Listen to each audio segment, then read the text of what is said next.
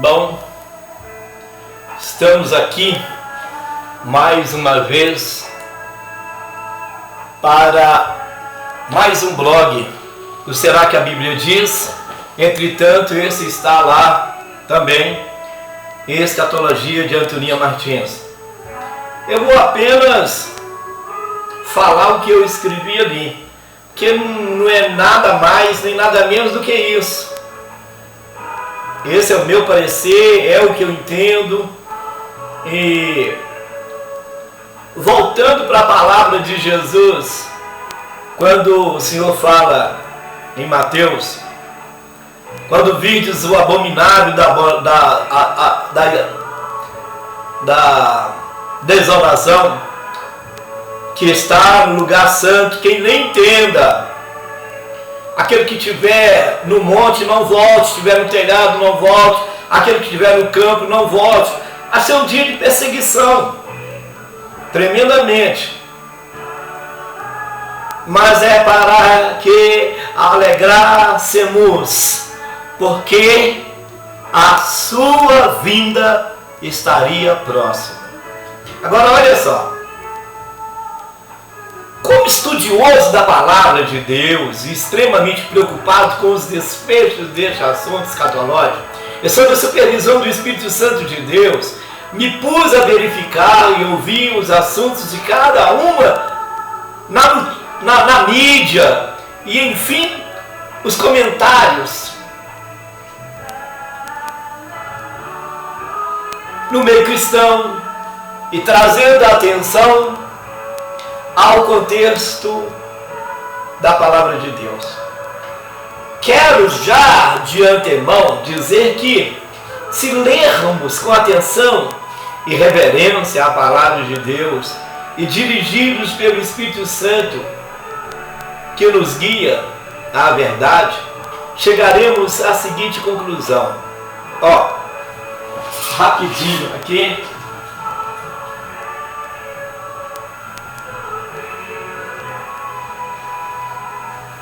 Apocalipse, capítulo 11 de Apocalipse, capítulo 10, versículo 7. Olha só.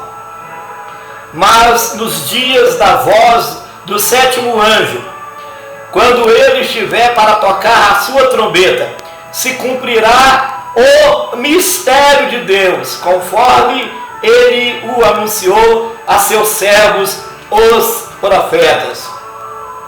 No capítulo 11, versículo 15 a 19 diz: Ora, o sétimo anjo tocou a trombeta e houve altas vozes nos céus, dizendo: O reino do mundo se tornou do nosso Senhor e do seu Cristo, e ele reinará pelos séculos dos séculos.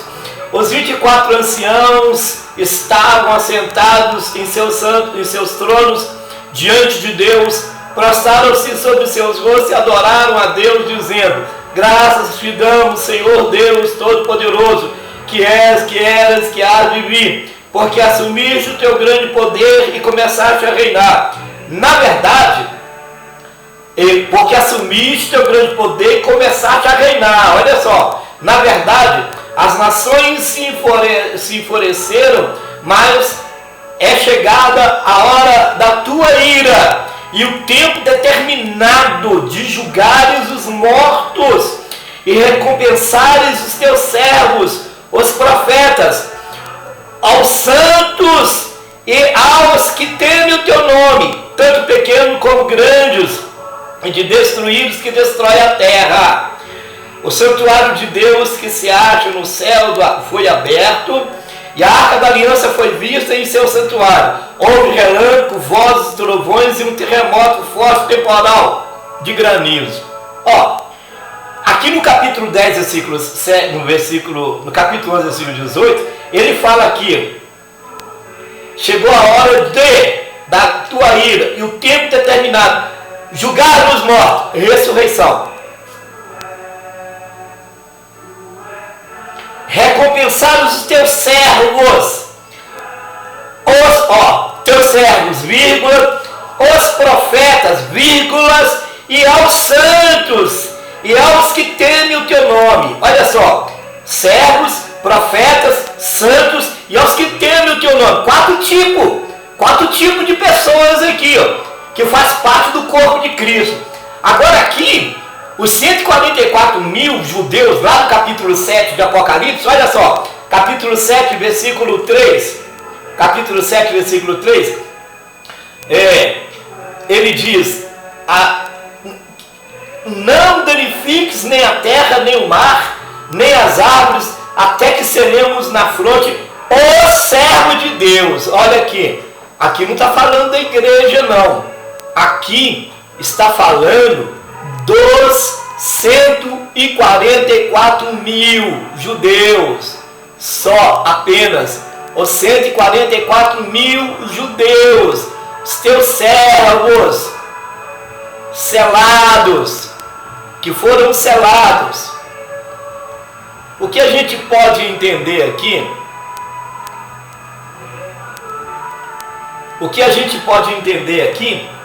é que esses 144 mil, que serão judeus que aceitarão a Jesus, que vão aceitar a Jesus e que não vão passar pela grande tribulação. Olha só o que Paulo fala em Romanos, no capítulo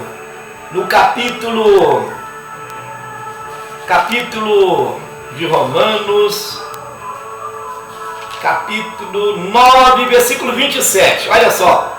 Mas com relação a Israel, Isaías clama, embora o número dos filhos de Israel seja como a areia do mar, o remanescente é que será salvo. Aqui, no período da graça, porque após a grande tribulação, quando Satanás, depois que ele fizer o pacto com Israel, evidentemente, depois que ele fizer um pacto com Israel, evidentemente, que ele vai quebrar esse pacto na metade de 7 anos, que são 3 anos e meio, 42 dias. Esse Israel, no início a igreja ainda vai estar aqui. No início a igreja ainda vai estar aqui. Porque você vê que o arrebatamento, ele só acontece se a ordem cronológica, ela é sequente, se há uma sequência na ordem cronológica, então o que vai acontecer é que a igreja só será arrebatada a partir do advento do Messias. É evidentemente que a partir do advento das 2 testemunhas, a igreja vai presenciar via satélite esses acontecimentos, porque aqui, quando toca a última trombeta, está falando o que Paulo fala lá em 1 Coríntios 15, 51, 52, eis que eu vos digo um mistério, nem todos dormiremos, mas transformados seremos todos ao soar da última trombeta. Então os mortos ressuscitarão, os vivos serão transformados. Em Efésios, no capítulo 1, no versículo 9 de Efésios, capítulo 1, versículo 9, a gente aprende o seguinte, Efésios capítulo 1, versículo 9. Fazendo-nos conhecer o mistério da sua vontade, segundo o seu consentimento, que tinha proposto em si mesmo, na dispensação da plenitude dos tempos, para reunir todas as coisas em Cristo, as que estão nos céus e as que estão na terra. Viu que aqui no Apocalipse 11, quando soar da última trombeta, o santuário de Deus foi aberto. Agora olha só, aqui se trata do arrebatamento da igreja e dos 144 mil que aceitarão a Jesus antes da grande tribulação. No capítulo 11, versículo 18, quando fala, o capítulo 11, versículo 18, quando está incluído aqui, está incluído aqui 4 tipos. 4 tipos de pessoas que serão arrebatadas aqui, além da ressurreição dos mortos, recompensares teus servos, vírgula, os profetas, vírgula, os santos e aos que temem o teu nome. 4, selecionar 4 tipos de pessoas. E Paulo, lá em Romanos 9, 27, fala de uma nação remanescente da graça. Um remanescente do tempo da graça que não é a nação, pois a nação terá um tratamento de Deus na grande tribulação, como diz lá em Daniel no capítulo 9. No capítulo 9 de Daniel, versículo 26, 24 a 27.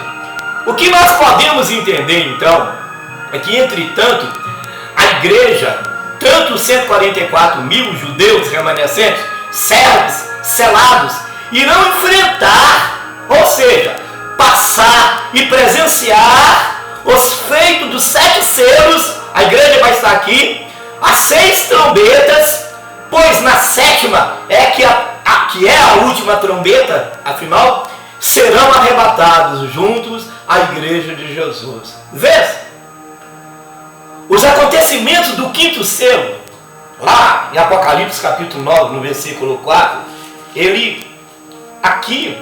a besta não começou a atuar aqui, o anticristo, com o seu poderio, a supremacia, não começou a operar aqui não. Aqui são os juízos de Deus, você entende? São os juízos de Deus, ainda não é o juízo de Deus, aqui são os juízos de Deus. No capítulo 9, no versículo 4, ele fala o seguinte, olha só: foi dito que não causasse dano nem a erva da terra, nem a árvore alguma, mas tão somente as pessoas que não têm o selo de Deus sobre as frontes.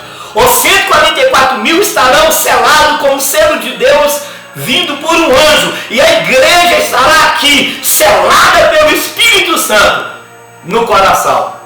Estará aqui e ainda enfrentará os efeitos e passará e verá e presenciará os efeitos dos 7 selos e das 6 trombetas, já que na 7ª trombeta a igreja será arrebatada. Ora, não foram atingidos e nem a igreja, pois apesar da igreja não ser citada, ela é selada com o Espírito Santo e permanece como o mistério de Deus. Não é citada no Antigo Testamento a igreja, e nem a partir do capítulo 4 de Apocalipse, mas essa igreja está há 2000 anos na 69ª semana de Daniel, até o soar da última trombeta. Procura entender isso.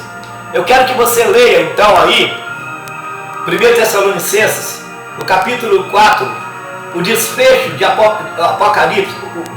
1 Tessalonicenses, capítulo 4, no versículo 1 Tessalonicenses, capítulo 4, no versículo 13 a 18. Não queremos, irmãos, que sejais ignorantes acerca dos que dormem, para que não vos entristeçais como os outros que não têm esperança.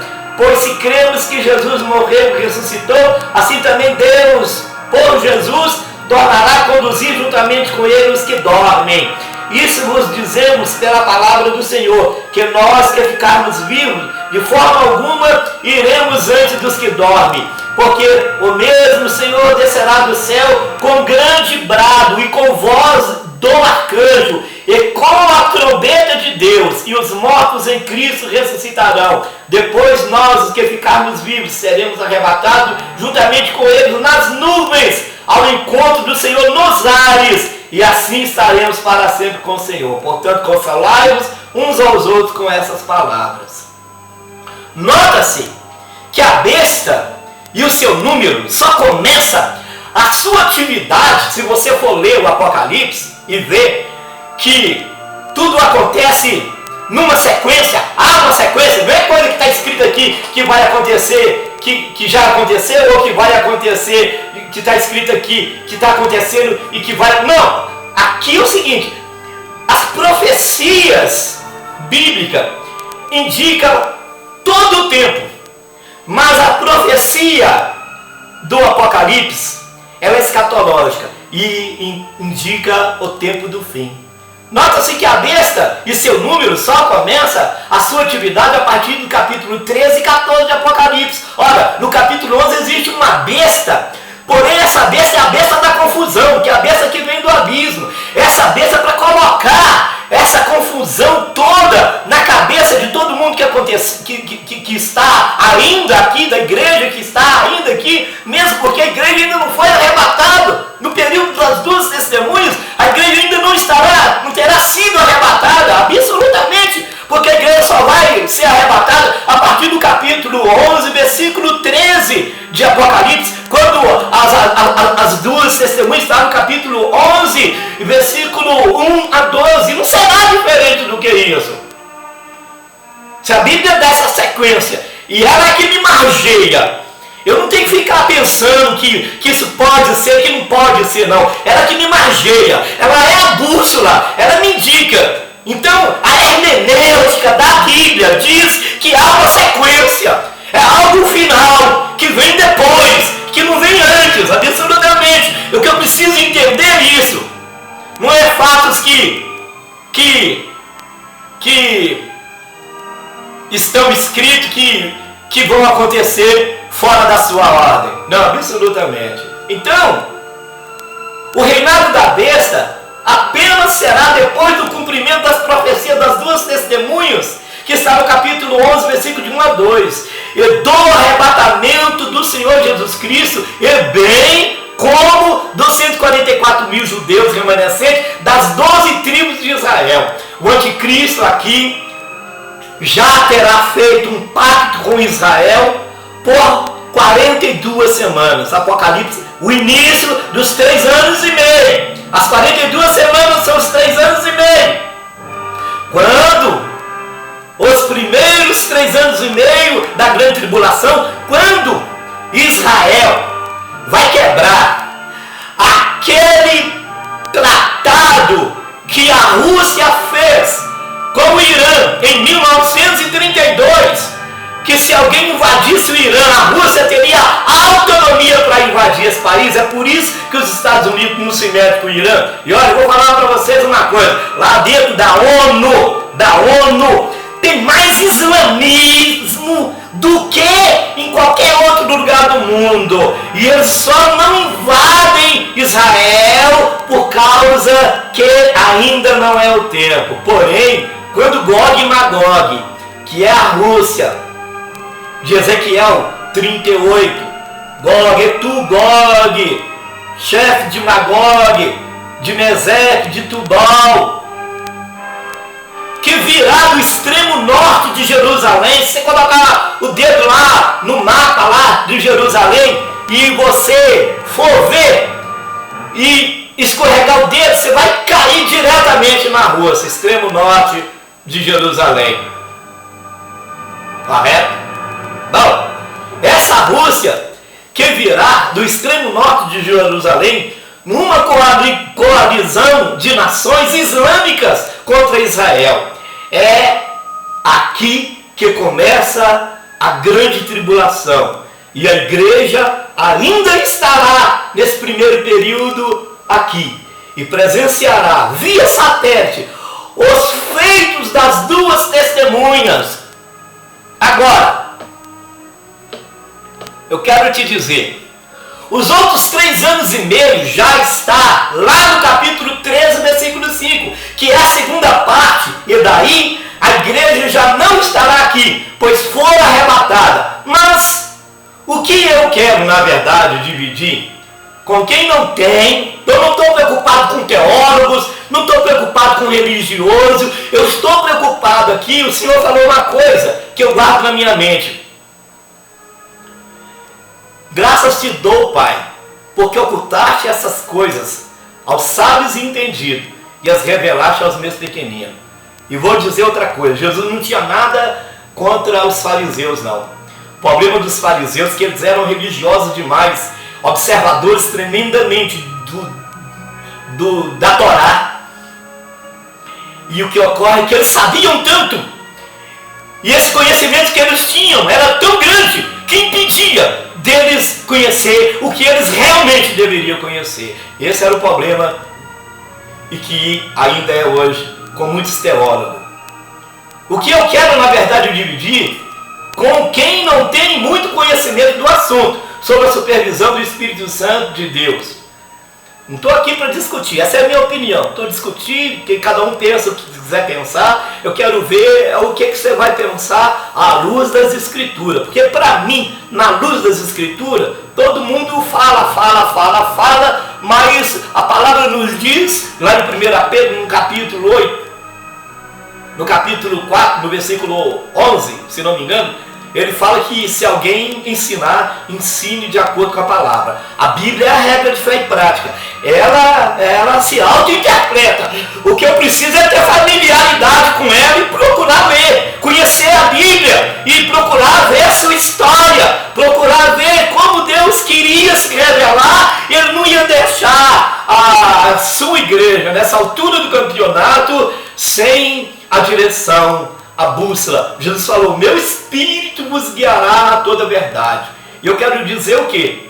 Primeiro, a respeito do número da besta 666, o que está acontecendo nesses últimos dias escatológicos é que, para não ser despertada a atenção quanto ao resultado final, e olha que nos Estados Unidos da América, um país de origem cristã, empresas implantam um chip em seus funcionários por meio até então legais e de utilidade pública. E será assim sem despertar a desconfiança. De qualquer forma, é uma preparação, pois o anticristo estará deste meio, ele utilizará deste meio tecnológico para fazer valer a sua autoridade. E o que hoje, agora, é opcional, e empresas os vende com segurança, será confiscado pela autoridade da besta e do anticristo. O anticristo fará pacto com Israel e o violará, e da mesma forma confiscará todo o meio tecnológico, econômico, militar e tecnológico. Como? Ele não é onisciente, ele não é onipresente, ele não é onipotente. Ele vai mexer no que rege a sociedade, rege o mundo. São três coisas que regem o mundo.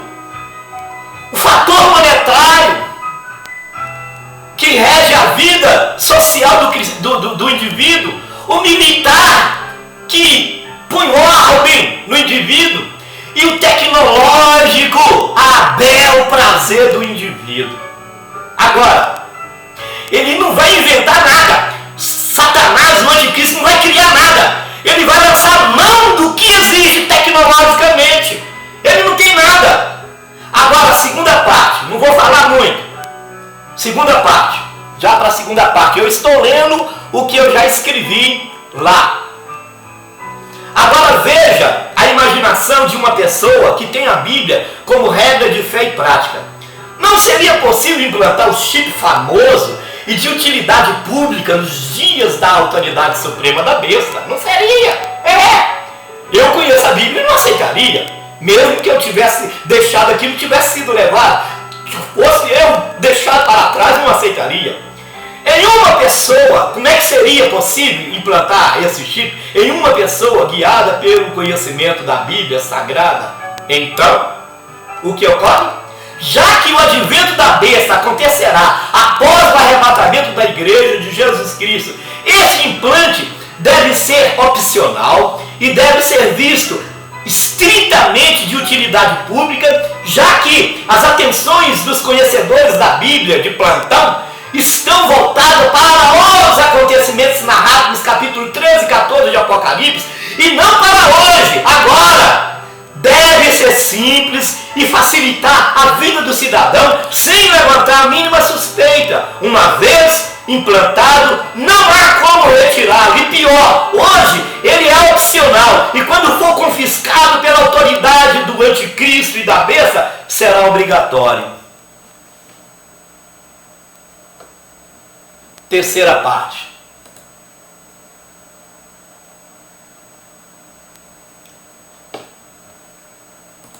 Estamos na terceira parte. Agora imagine o escrúpulo deste inimigo cristão e de Israel.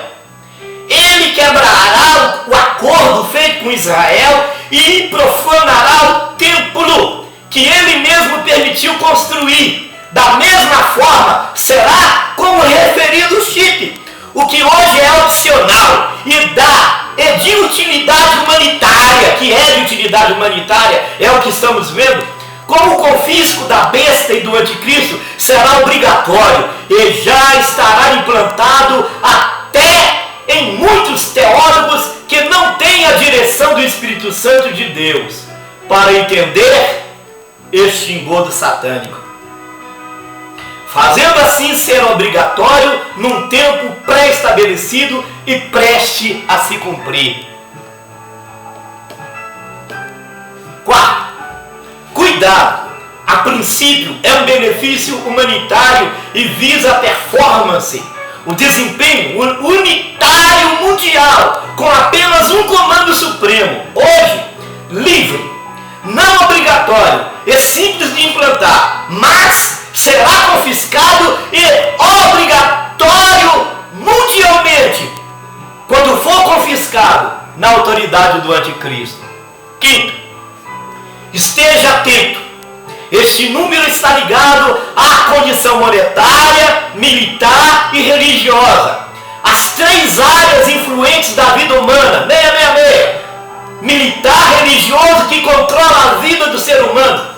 Os três domínios desenvolvidos tecnologicamente para facilitar o controle mundial do anticristo. A medicina, bem como a tecnologia avançada, contribuindo para o desenvolvimento deste que a princípio será fácil, sem dor e de utilidade humanitária, para não despertar suspeita ao verdadeiro propósito deste pequeno grão tecnológico implantado na mão direita ou na testa do indivíduo, até facilitando a leitura com uma simples presença através de um satélite. Ora, o anticristo controlará todos os feitos da humanidade por um satélite, já que ele não é onisciente, não é onipresente e tampouco onipotente. Por isso, esta tecnologia será a retaguarda da sua presença em todo o mundo, e já que ele não é Deus e se colocará como Deus, como ele dominará o mundo se ele não tiver essa estratégia? Minhas observações finais. Estou terminando. Não vou falar muito. Isso é uma revelação que deve ser dita.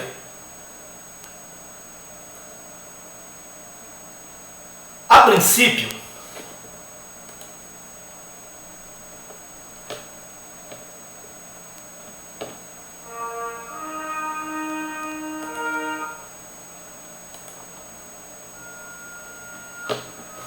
observação final.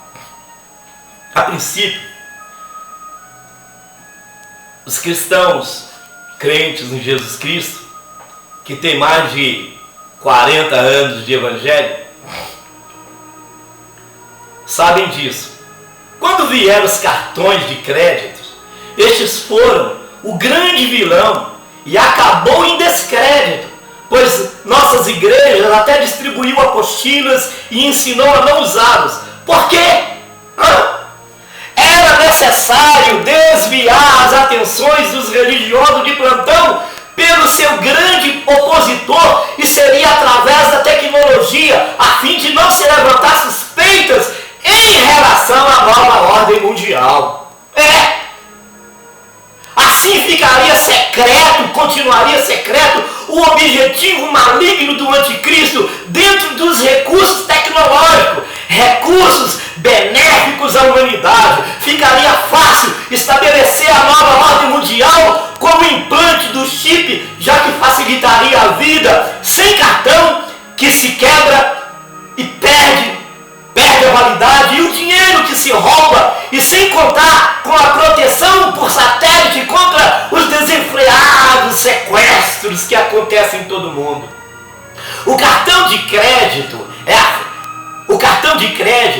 e a febre da época foi apenas uma preparação a se desviar as atenções para o grande objetivo anticristiano. Este deve desviar a atenção para o que realmente deverá acontecer. Agora os meus parecer final, Antoninha Martins, 2012@gmail.com. Sou membro da Igreja do Evangelho Quadrangular, do bairro Nova York. Sou professor do primeiro, segundo e terceiro ano de teologia em Vespasiano e sou um dos professores de escatologia de Vespasiano. Agora, se isto é uma heresia, o que eu estou falando, essa confusão toda tem o objetivo maior de desviar a atenção e formar uma fobia em torno do assunto com o propósito de confundir e tirar a atenção do foco da principal questão. Não se iluda, Apocalipse 13 e 14 agora é opcional. E quando for confiscado, será obrigatório. Deixo aqui as palavras do sábio Salomão, Provérbios 20:25. Laço é para o homem dizer precipitadamente é santo, e só refletir depois de ter feito o voto. Estamos vivendo os últimos dias. Israel, desde 1948, já está na terra. Estamos há 1998 anos na 69ª semana de Daniel. Apocalipse inicia no capítulo 1, versículo 3, dizendo: os tempos está próximo. E encerra no Apocalipse 22:10, dizendo: os tempos está próximo. Pedro, em 2 Pedro 3, versículo 8 e 9, ele nos diz que um dia para com o Senhor é como 1000 anos, 1000 anos como um dia. Não retarda o Senhor a sua promessa, ainda que algum tempo demorado, mas ele tem sido longânimo para convosco, não querendo que se percam. Nos dias de hoje, podemos ver que estamos há bem mais de 1000 anos dentro da paciência de Deus. Porque no final da 69ª semana de Daniel vai entrar a última semana de Daniel, que terá duas divisões de 3,5, 42 e 42. Na primeira, até uma parte, a igreja estará aqui. Eu sou pré-tribulacionista, mas a igreja vai passar por uma boa parte da grande tribulação sem necessidade. Israel precisaria ter andado 40 anos no deserto, e não vai ser assim diferente com a igreja não. Lê o capítulo 11 de Romanos, que vocês vão entender muito bem o que é que eu estou tentando falar. Deus é juízo, é amor, mas é juízo. Qual é a paciência de Deus? O Apocalipse 3,10 diz: porque guardaste a palavra da minha perseverança, também eu te guardarei da hora da aprovação que haverá de vir para provar todos que estão sobre a terra. Perseverança, guardar a perseverança. Em Lucas 21, 34, 36 ele diz: olha, guardai-vos a vós mesmos, é uma obrigação nossa, para que eu não aconteça que aqueles dias venham sobre vós de surpresa, e o vosso coração esteja sobrecarregado das consequências e das preocupações deste mundo, porque este dia haverá de vir como um laço em todo o mundo para provar todos os que habitam na face da terra. Orai e vigiai para que estais achados, para que sejais achados dignos de estar em pé diante do trono de Deus.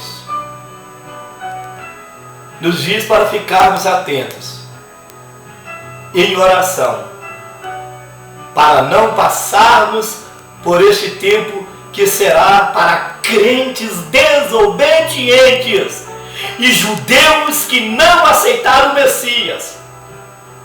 Nós, entretanto, devemos nos guardar viu? Nos guardar. Guardai-vos. Paulo, em Efésios, no capítulo 5:16, ele diz: vede prudentemente como andeis, não como loucos, mas como sábios, abreviando os tempos, porque os dias são maus. Deus não vai abreviar o tempo para ninguém, não. É a igreja que vai ter que abreviar. Somos nós que vamos ter que abreviar. Essa igreja organizada do jeito que está aí vai ter que ser desfeita, vai ter que voltar à clandestinidade, vai ter que entrar no período da perseguição para unir, para ser arrebatada. Porque a igreja de hoje está como as 7 igrejas da Ásia.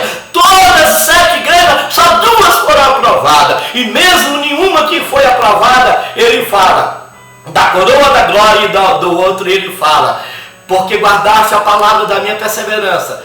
Perseverança. A igreja de Esmirna e a igreja de Filadélfia, as duas modelo, padrão. Os restantes, tudo tinha credencial de crente, mas todas foram chamadas ao concerto. Só essas 2 não foram. E olha que a igreja de hoje está bem parecida com a igreja de Laodiceia. Igreja abastada, tem de tudo, cheia de cobrança, mas não estamos em coinonia. Essa igreja é apenas de nome. Então, esteja atento, ouça várias vezes, leia o blog, passe para frente, em nome de Jesus, e que Deus te abençoe. Glória a Deus.